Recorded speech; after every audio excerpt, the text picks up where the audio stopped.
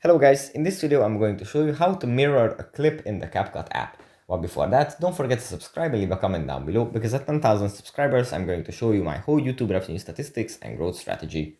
So without further ado, let's just jump right into it. First we have to open up the CapCut app.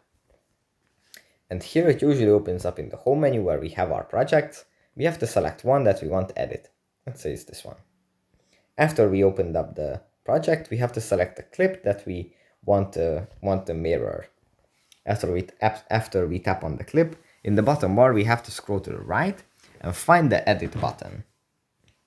We tap on the edit button, and then in the middle there is the mirror function. If we tap on this, the clip is going to be mirrored, as you can see here. If you tap on this, then the clip is going to be mirrored. So that's pretty much it for this video. Hope it was helpful for you guys, and I'll see you in the next one. Bye.